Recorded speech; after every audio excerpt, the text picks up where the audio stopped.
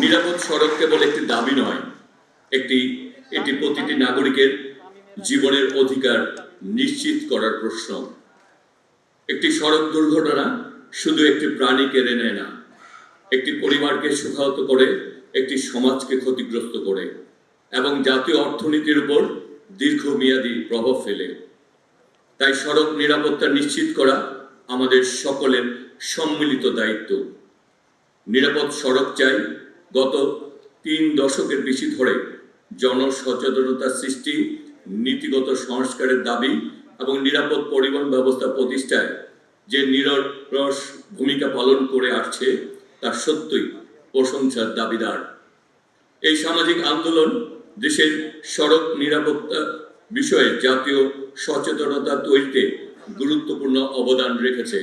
তাই আমি নিরাপদ সড়ক চাই এই আন্দোলনকে শুভেচ্ছা জানাই, স্বাগত জানাই, কৃতজ্ঞতা জানাই। মাননীয় প্রধানমন্ত্রী জনাব তারেক রহমানের নেতৃত্বে বর্তমান সরকার একটি আধুনিক, নিরাপদ, জবাবদিহিমূলক যোগাযোগ ব্যবস্থা গড়ে তোলার লক্ষ্যে কাজ করছে।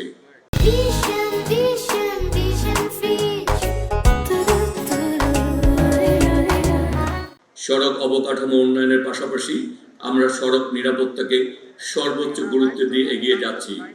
উন্নত মহাসড়ক নির্মাণ, ঝুঁকিপূর্ণ স্থান চিহ্নিতকরণ ও সংস্কার, সড়ক নিরাপত্তা ব্যবস্থাপনাকে শক্তিশালীকরণ, ট্রাফিক ব্যবস্থা আধুনিকায়নকরণ এবং সচেতনতা বৃদ্ধির মাধ্যমে একটি টেকসই ও নিরাপদ পরিবহন ব্যবস্থা গড়ে তুলতে সরকার বদ্ধপরিকর।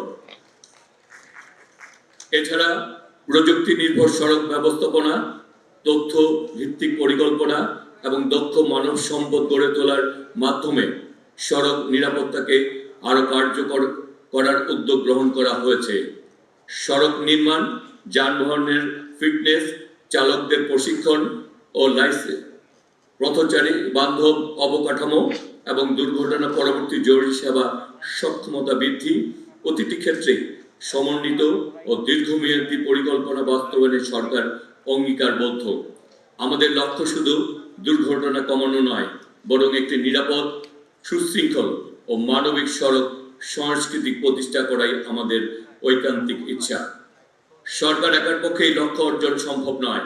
আইন প্রয়োগকারী সংস্থা, পরিবহন মালিক, শ্রমিক, প্রকৌশলী, শিক্ষা প্রতিষ্ঠান, গণমাধ্যম, সামাজিক সংগঠন এবং সর্বোপরি সাধারণ জনগণের সবার সম্মিলিত অংশগ্রহণ ছাড়া নিরাপদ সড়ক প্রতিষ্ঠা সম্ভব নয়।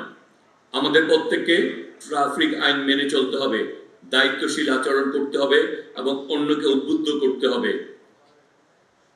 পরিশেষে নিরাপদ সড়ক চাই এর সকল আয়োজক, কর্মী, শুভানুধ্যারী এবং আমার আবারও আন্তরিক ধন্যবাদ জানাই। আপনাদের এই মহান উদ্যোগ সফল হোক। আমাদের সম্মিলিত প্রচেষ্টায় বাংলাদেশ হোক আরো নিরাপদ, মানবিক ও দায়িত্বশীল। আমরা বলতে চাই, জুলাইয়ের 36কে ধারণ করে আমরা আমাদের শহীদ রাষ্ট্রপতি জিয়া রহমানের এবং আমাদের স্বাধীনতা যুদ্ধের সকল শহীদদের আত্মার মাগফিরাত কামনা করছি। সাথে সাথে জুলাই যারা শহীদ হয়েছেন তাদের আত্মার মাগফিরাত কামনা করছি।